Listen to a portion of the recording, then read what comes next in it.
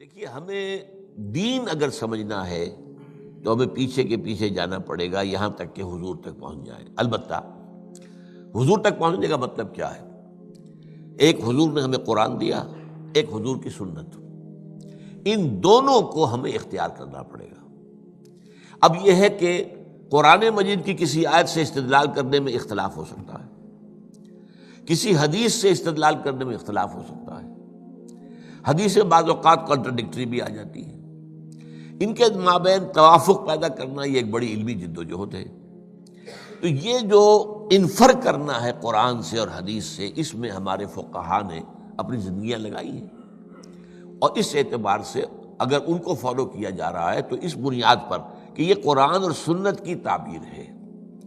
لیکن اصل میں ہوا کیا ہے، جب ہمارا دور زوال شروع ہوا، امام ابو حنیفہ نے تو یہ کہا تھا کہ اگر کوئی صحیح حدیث تمہیں مل جائے میرے کسی موقف کے خلاف تو میری بات کو اٹھا کے دیوار پر دے مارنا۔ لیکن اس کے بعد یہ ہوتا ہے کہ فرقہ پرستی شروع ہو گئی ہے۔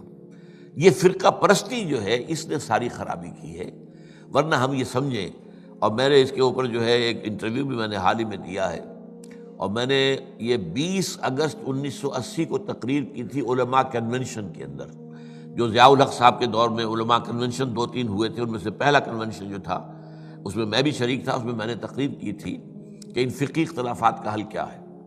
تو میں نے کہا تھا کہ جہاں تک تو فیملی لاز ہیں اور پرسنل لا، اس میں ہر فقہ کو کھلی آزادی ہونی چاہیے، کیونکہ بڑے سینسیٹیو ایشوز ہیں۔ عقائد کا معاملہ ہے تو سینسیٹیو ہے۔ اب نماز میں فرض کیجئے یا روزے کے اندر اگر آپ طے کر دیں فلاں وقت پر روزہ کھولنا ضروری ہے، تو ہو سکتا ہے کسی فقہ کے نزدیک اس وقت روزہ کھولنا درست نہ ہو۔ تو ان چیزوں کو تو چھوڑ دیا جائے لوگوں کے فقہوں پر، late them do what they want to do۔ لیکن لا آف دی لینڈ میں کسی فقہ کو تسلیم نہ کیا جائے، بلکہ سب کو تسلیم کیا جائے۔ اب اس کے میرے فرق کو سمجھ لیجئے، کوئی فقہ بائنڈنگ نہیں، لیکن تمام فقہوں کو ہم اپنا سمجھے کہ یہ ہمارا ایک اثاثہ علمی ہے، ایک کامن ہیریٹاج ہے، ہمارا تراث علمی ہے۔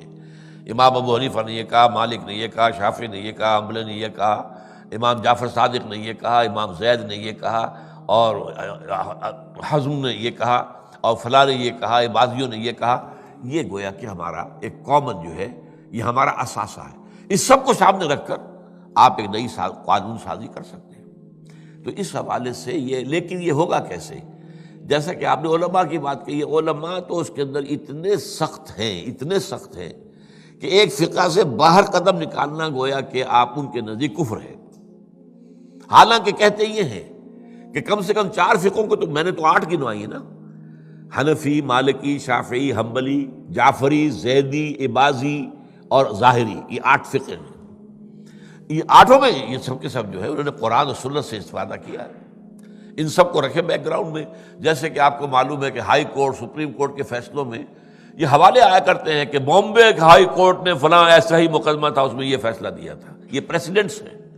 کلکتہ ہائی کورٹ نے یہ کیا تھا، یا جو انگلستان کی سب سے اونچی جو ہائی کورٹ ہے اس نے یہ فیصلہ دیا۔ یہ پریسیڈنٹس کے طور پر بطور دلیل اپنے جو وہ ہوتے ہیں فیصلے ان میں کوٹ کیے جاتے ہیں۔ تو ہم جو ہے فیصلہ اس کے مطابق کر سکتے ہیں۔ میں کہہ رہا تھا کہ ہمارے جو سنی فقہاء ہیں، وہ جو علماء ہیں، چاروں کو کہتے ہیں حق ہے۔ حنفی بھی حق ہے، شافعی بھی حق ہے، مالکی بھی حق ہے، اور حنبلی بھی۔ لیکن